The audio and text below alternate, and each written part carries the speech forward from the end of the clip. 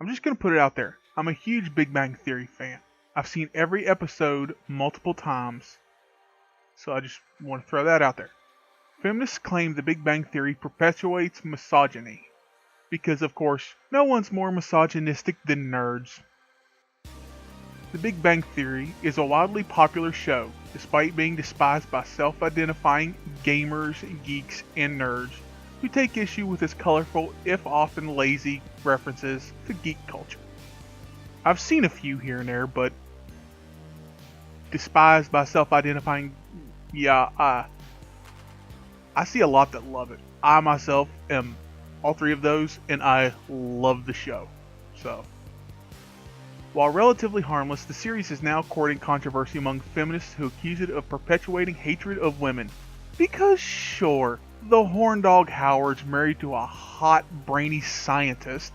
Leonard is married to a hot pharmaceutical sales rep, former actress in Penny. And Sheldon's got a brainy chick in Amy. And, well, poor Raj. Yeah. 3 serious monogamous relationships and one guy who just can't get lucky in love. Yeah, that's really misogynistic. In a post on Saturday, Feminist Vertical, the Mary Sue spotlighted a video by male feminist ally, Jonathan McIntosh, best known for producing Feminist Frequency in its Tropes vs. Women in Video Games YouTube series with Anita Sarkeesian. Yeah, we don't know how well that is. McIntosh argues that the Big Bang Theory's male protagonists are the perfect embodiment of the adorkable misogynist.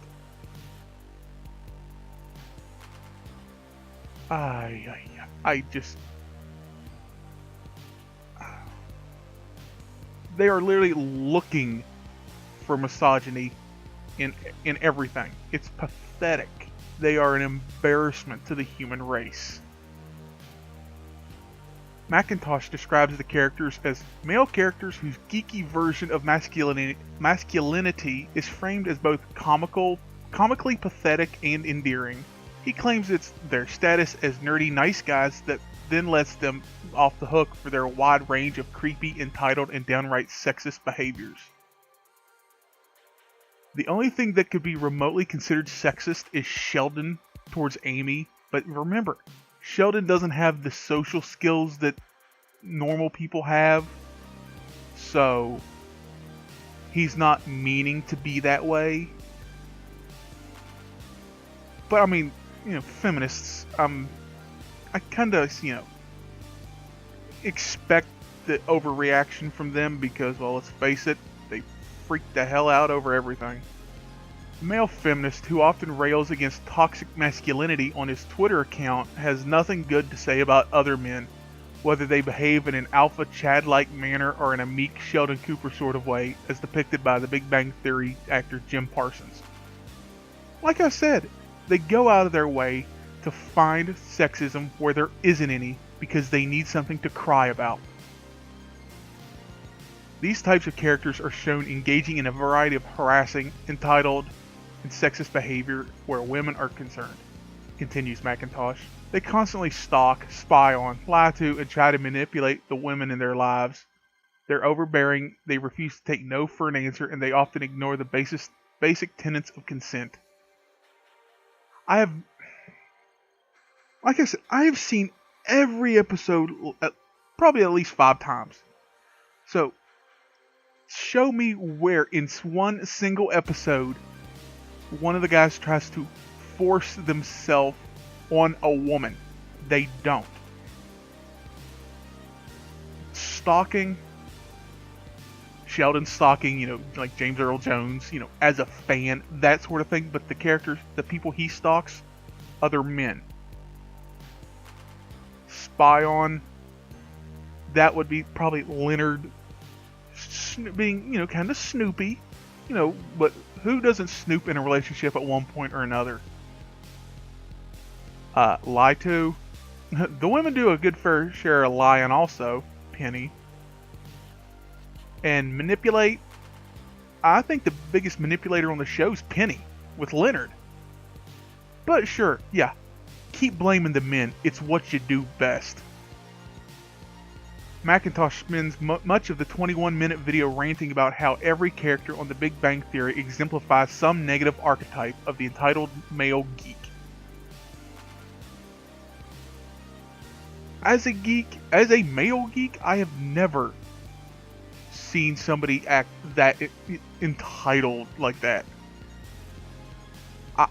Now, I'm saying personally, I haven't. I mean, I've seen the I should have won, y'all, this and that, but this is pathetic.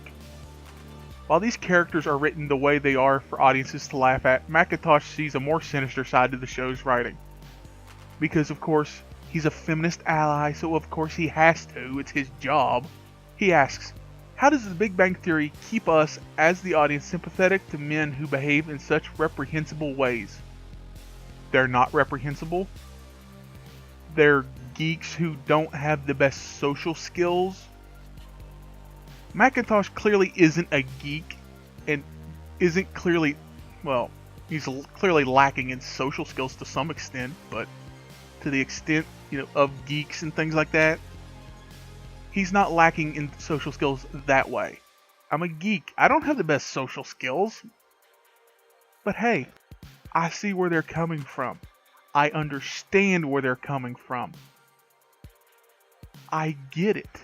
They are not bigots, you dip.